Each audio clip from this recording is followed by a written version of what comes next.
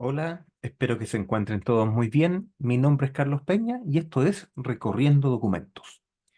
Bueno, hoy día vamos a recorrer un documento que es especialmente largo, especialmente importante también, y que es la norma LRFD ASTO para puentes. Voy a compartir inmediatamente la pantalla.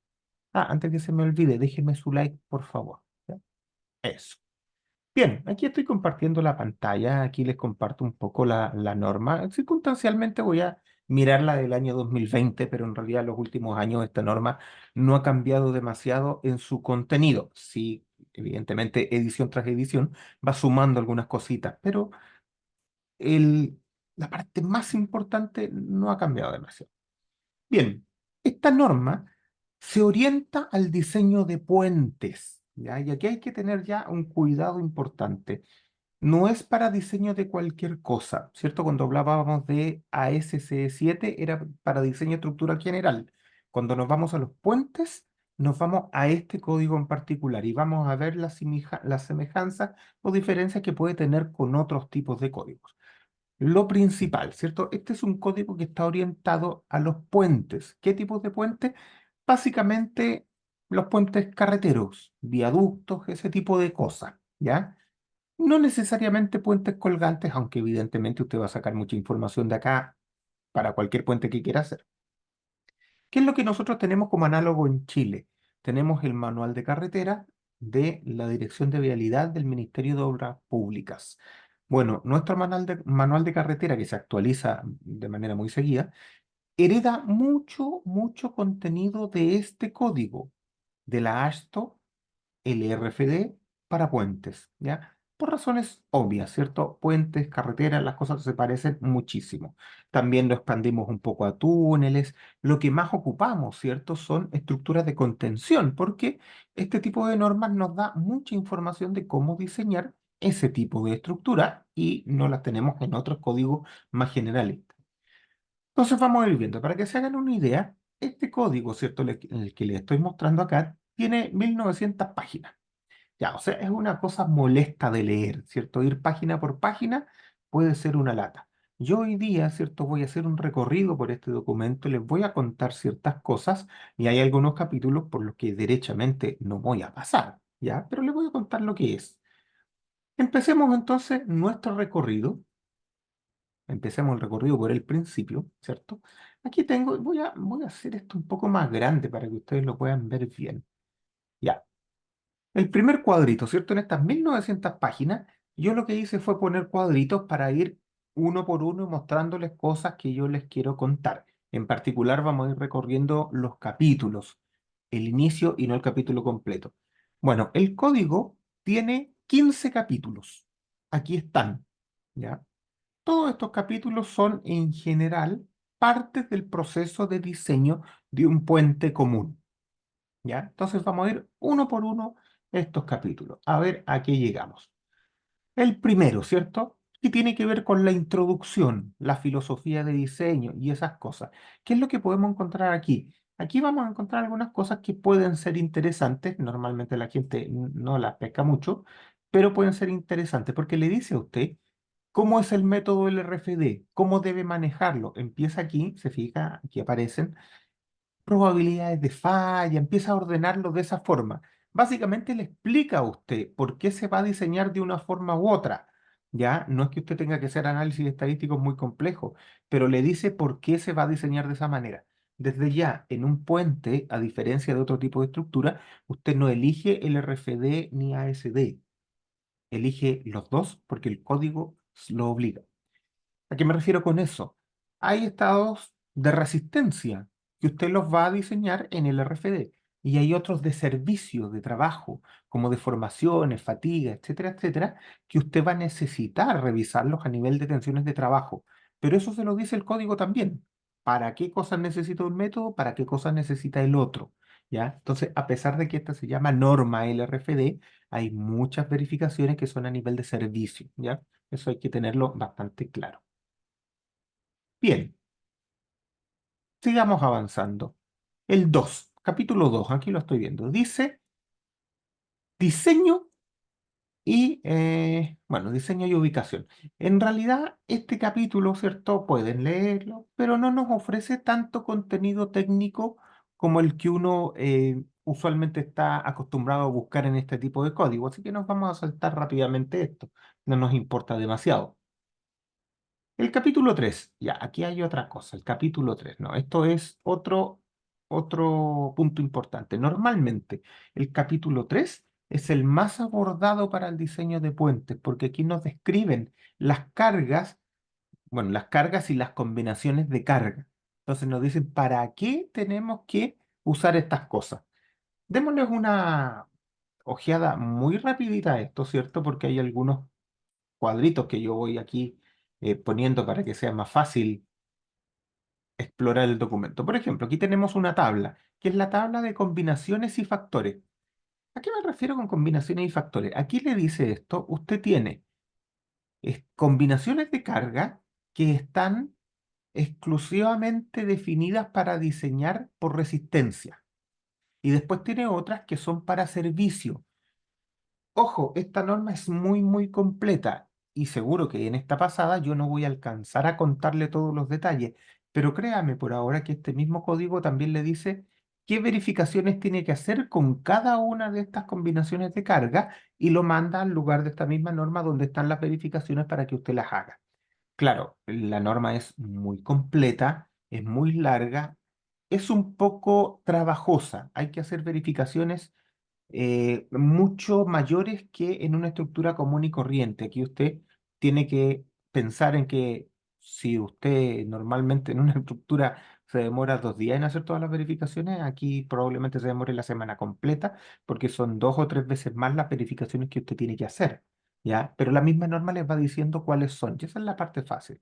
Entonces, ojo, usted tiene aquí sus combinaciones generales. No se asuste por la cantidad de estados de carga que hay acá. Todos esos estados de carga están definidos acá, ya no solo el nombre, también les dice el valor de esas cargas. Esa es la gracia que tienen estos documentos tan completos. No me dicen cómo se llama y que tengo que buscarlo en otro lado. No, en general, esta misma norma le define más o menos cuáles son los órdenes de magnitud de esas cargas, a menos que haya que sacar algún dato técnico de otro lado, pero en general están definidas aquí. Eso es tremendamente útil e importante. Por ejemplo, aquí les estoy mostrando el típico camioncito de toda la vida, ¿cierto? Este es el camión tipo Asto que se ocupa como una forma de solicitación que uno estima que puede ser representativo. Y aquí es súper importante porque muchas veces la gente dice, ah, pero ese camión no existe. No es que exista. Lo que pasa es que este camión ha sido definido de manera estadística para representar una amplia cantidad de potenciales vehículos o sobrecargas en el tablero que puedan producirse, ¿ya? No se trata de que sea un camión real, para que no nos perdamos en ese asunto. Más adelante, por ejemplo, también aquí está la impronta de las ruedas del camión, ¿cierto? La impronta es el área donde cada una de las ruedas, ¿cierto? Hace contacto con el tablero del camión y eso nos ayuda, por ejemplo, a revisar tensiones de punzonamiento, aplastamiento, todas esas cositas más locales, ¿cierto? Nosotros sabemos que las cargas puntuales en realidad nunca son puntuales, sino que se distribuyen en un área que quizás es más pequeña, pero sigue siendo un área, ¿ya? Para eso nos ayuda este tipo de figuras. Sepa que en el capítulo 3 usted tiene todas las cargas definidas y cuantificadas de tráfico, cómo combinarlas, ¿cierto? Todas esas cositas están acá. No tiene que preocuparse de ninguna otra cosa. También en este capítulo hay algunas cosas sísmicas y aquí yo quiero comentarle esto porque a veces nos lleva a confusión. Un puente tiene un objetivo de operación diferente que una estructura común. ¿Y dónde lo veo? Alguien dirá, ah, en el espectro de diseño. No necesariamente en el espectro propiamente. La amenaza sísmica es la misma en todas partes porque no depende de la estructura, pero lo que va cambiando es cómo voy a usar eso. Desde ya, un puente va a requerir un nivel de seguridad bastante más alto que una estructura común y corriente. Y eso lo tiene esta norma, ¿cierto? Usted se fija, el espectro generalista es bien parecido al de AC7, no tiene mucha ciencia eso, pero cuando usted lo va a usar, tiene que tener cuidado. Por ejemplo, aquí le doy una tabla de factores de modificación R. Claro, estas cosas no están directas, pero con esto se hace usted una idea. Dice, por ejemplo, dependiendo de la categoría de ocupación, o la categoría operacional, mejor, ¿cierto? Si es crítico, esencial o es otro. En general nosotros vamos a estar entre críticos y esenciales. Quedémonos con el crítico. ¿Qué dice? Bueno, básicamente da lo mismo porque lo que me está diciendo aquí es que tiene Rs que son 1,5 para cualquier cosa. Ya, entonces esta cosa evidentemente no quiere descansar en la ductilidad. Y es obvio, es razonable. Usted no quiere que un puente se le rompa y empiece a echar mano de la disipación de energía en el rango inelástico. Usted lo que quiere es que el puente, en general, ¿cierto? Ojalá opere de manera perfectamente elástica porque las vías de evacuación también sirven para traer ayuda a los lugares dañados por sismos, ¿cierto? Si usted corta las vías de comunicación o de conexión de un lado a otro que generalmente contienen estos puentes, usted está dejando una embarra mucho más grande que solo que se le caiga una estructura. Entonces, ojo, cuidado con eso, no vaya a aparecer por ahí de repente un RD8 en un diseño de puente, no tiene absolutamente ningún sentido, no cabe, ¿cierto? En esta misma dirección van muchas veces los diseños de los muelles, ¿cierto? A veces uno quiere ponerle un R muy grande a un diseño de un muelle.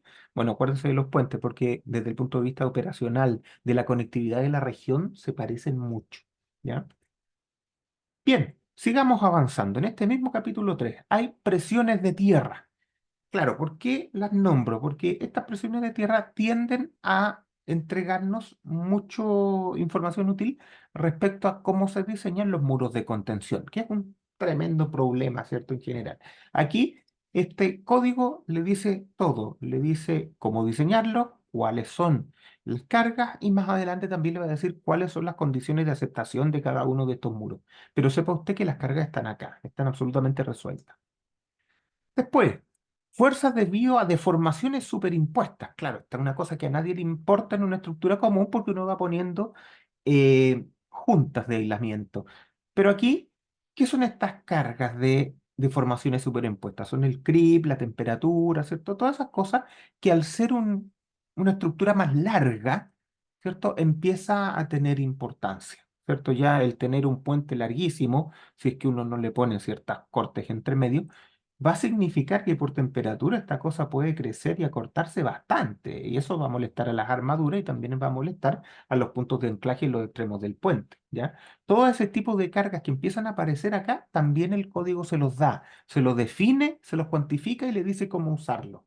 Entonces, no se preocupe, pero revíselo bien porque esta cosa es completa y extensa. Después, el capítulo 4, ¿cierto? Ya nos salimos del capítulo, entre comillas, más importante que tiene esta norma, que es el 3. Ese, casi siempre nos vamos directo al 3, ¿ya? Bien, el capítulo 4 dice análisis estructural y evaluación. Aquí no me voy a meter, simplemente esto le dice cómo hacer los análisis estructurales, pero básicamente son similares a lo que uno está acostumbrado a hacer. No hay una novedad muy grande. Usted tiene que hacer el modelo, considerar toda la información que sea relevante para efectos de lo que usted quiere conseguir como resultado y de ahí para adelante el resto ya es diseño y decisiones de cada persona. Entonces aquí la verdad es que no hay tanto aporte, pero es un capítulo completo. Nos vamos al capítulo 5. ¿Qué es el capítulo 5? Diseño en hormigón armado. Claro, esta norma, al tener 1900 páginas, en general le cubre todo. El diseño del hormigón armado está aquí, el diseño del acero estructural está aquí, el diseño de hormigones, perdón, de madera está aquí también. Alguien dirá, bueno, ¿y no puedo usar el ACI 318 al que estoy acostumbrado? No en rigor, sí en el concepto. ¿Por qué se lo digo así? Porque en general este capítulo, que es muy largo, ¿cierto? El capítulo de hormigón armado, recoge mucho de ACI 318 en líneas generales, pero tiene algunas pequeñas cositas que son más aplicables a puentes, porque está dirigido a puentes, ¿ya? Entonces es ahí donde tiene que tener cuidado. Como concepto va a tener que poner barritas a flexión, ¿cierto? El corte de una manera parecida se va a verificar, el punzonamiento sigue existiendo. Todas esas cosas van a aparecer y las ecuaciones van a ser iguales o muy parecidas.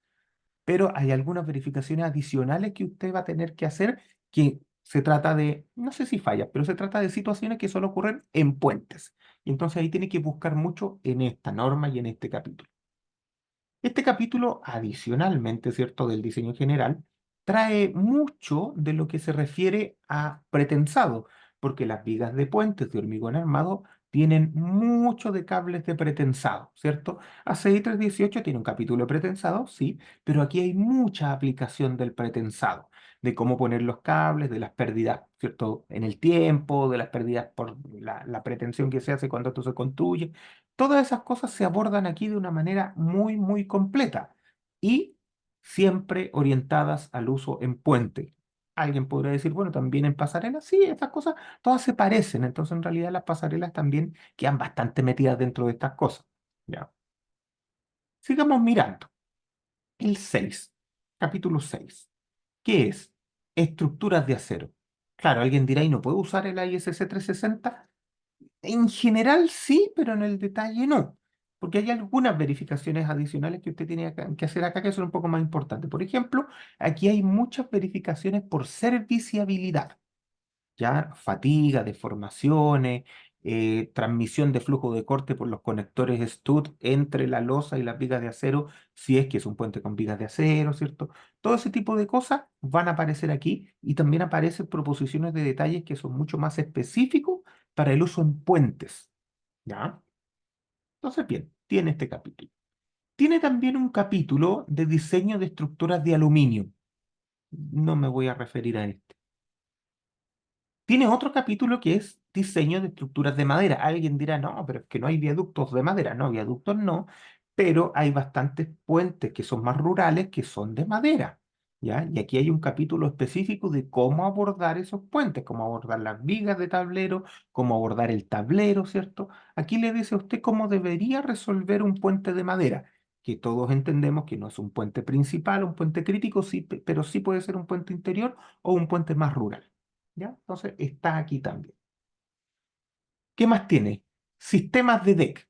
Ya, esto tiene que ver con la losa. Pueden tener deck o no tener deck, pero esto tiene que ver con la losa y tablero. Aquí están las verificaciones asociadas únicamente al tablero de estos puentes. Ya, no me voy a meter en el detalle tampoco. Capítulo 10. Y aquí sí aparecen más cosas. Aparece el capítulo de fundaciones. Ojo, esto está, insisto, orientado a puentes. Pero estas fundaciones, ¿cierto?, dan bastante información de cómo uno puede desarrollar proyectos de fundación en general.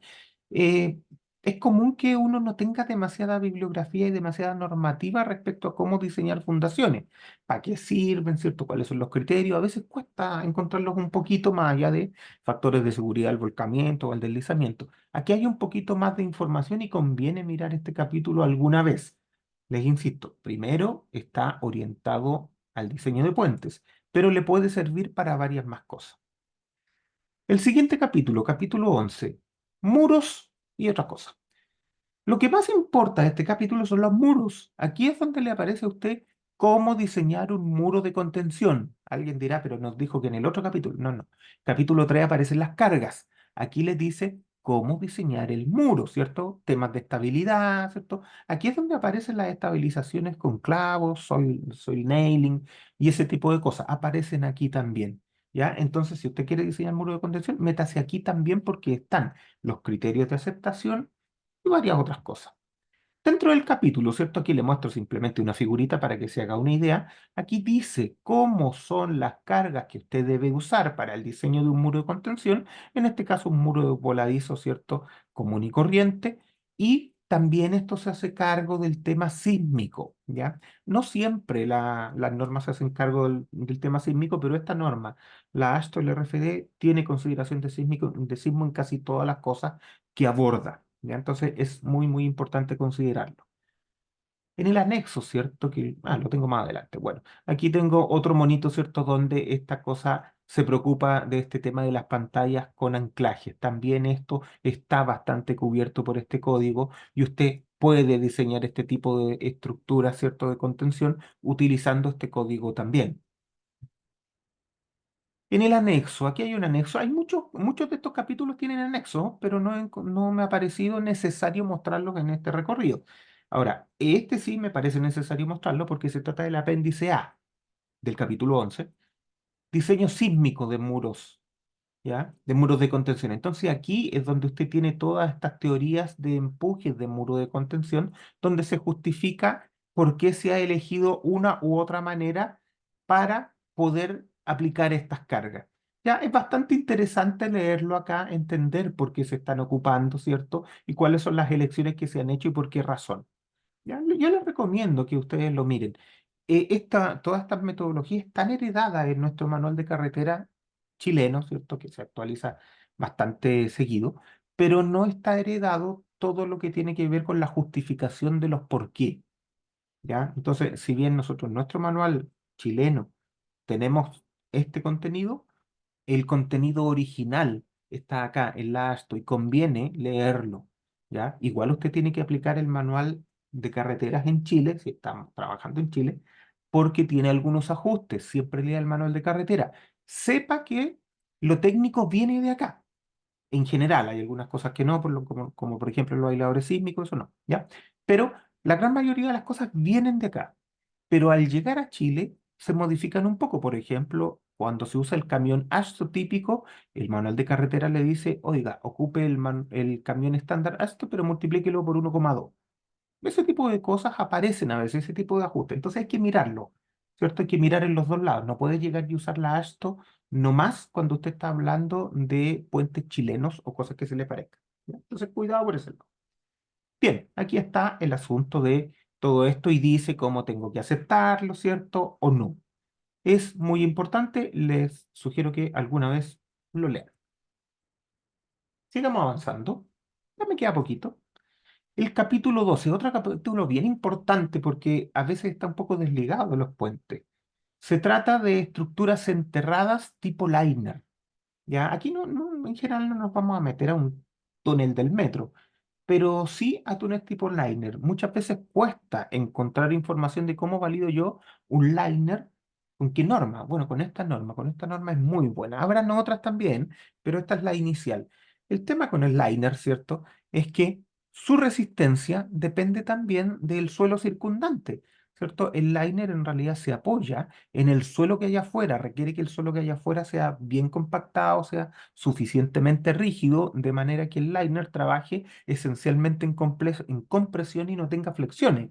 Si usted le empieza a meter flexión, el liner no le va a resistir mucho. Entonces el objetivo es que solo trabaje en compresión. Para que eso sea así, el suelo de afuera que tiene el liner tiene que estar suficientemente compactado.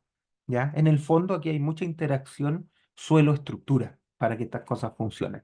Bueno, todas esas cosas se las explica esta norma en este capítulo con lujo de detalle, con ecuaciones y con todo el asunto. ¿Ya? Entonces, aquí está. Dele una vueltecita. Muy buena norma, ¿cierto? Capítulo 13. Railing. Los pasamanos, las barandas. No voy a decir nada sobre eso, pero si necesita diseñar baranda, aquí tiene criterios. Capítulo 14, un capítulo también bastante interesante de las juntas y apoyos, dice acá. Ya, entonces, las juntas de expansión, dilatación, ¿cierto? Los apoyos en los extremos, sobre la cepa, en los estribos, todas esas cosas, aparecen acá bastante en extenso. Entonces, yo le recomiendo que si usted se va a meter en esos detalles, mire este capítulo. Aquí también hay harto. Yo no le he mostrado demasiado, pero esta norma tiene muchos gráficos, muchas tablas, muchos esquemas que ayudan a aprender muy bien cómo usar las cosas que la norma le dice que tiene que usar. ¿Ya? Entonces, no tengan miedo que esto sea puro texto. Yo, por un asunto de tiempo, no puedo mostrar todo esto, son 1900 páginas, ¿cierto? Pero sepa que esto tiene esquemas suficientes para que todos lo podamos entender y aplicar de una muy buena forma. ¿Ya? Y lo último que aparece en esta norma, que es su capítulo 15, que son las barreras de sonido. En general, para los estructurales no es muy importante la barrera de sonido, pero sepa usted que también la trae el ASTO, sabe, eh, salen las disposiciones cómo diseñar estas cosas, ¿ya? Entonces, ojo, esta norma, en resumen, es una norma completísima que le sirve básicamente para un montón de cosas adicionales a lo que tiene que ver con puentes, ¿ya? Lo que hemos visto aquí es que esta norma, si bien es para puentes. Voy a ir al principio. ¿Cuál era? Ahí. No, me equivoqué. Ahí está. Si bien esta norma es para puente, esencialmente para puente, le sirve para un montón de otras estructuras. Yo en particular se la sugiero mucho. Bueno, primero cuando tiene que poner cargas de vehículo en algún otro lado. Si no tiene idea qué cosa poner, váyase a las cargas vehiculares que tiene la ASTO para ver si le sirven. Claro, si tiene algún tipo de equipo específico con el que quiere probar sus pavimentos o sus cosas, bueno, pruébelo con eso también. Pero si no, aquí tiene buenas opciones. Los muros de contención, que nos cuesta tanto resolverlo, aquí tiene em, muchas sugerencias muy buenas. ¿Ya? Entonces, ojo, denle una oportunidad a este código, revíselo, estúdialo alguna vez, es latero, son casi 2000 páginas, yo lo sé, pero conviene darle una recorrida al menos una vez para anotar aquellas cositas que les parezcan interesantes, ¿ya? Es probable que no la usen siempre, pero tiene mucho contenido valioso, ¿ya? Bien, eso por el día de hoy, no alargo más el video. Ojalá que le haya gustado. Déjenos un like, suscríbase, hágase miembro si es que puede. Y nos vemos en una próxima edición de Recorriendo Documentos. Chau, chau.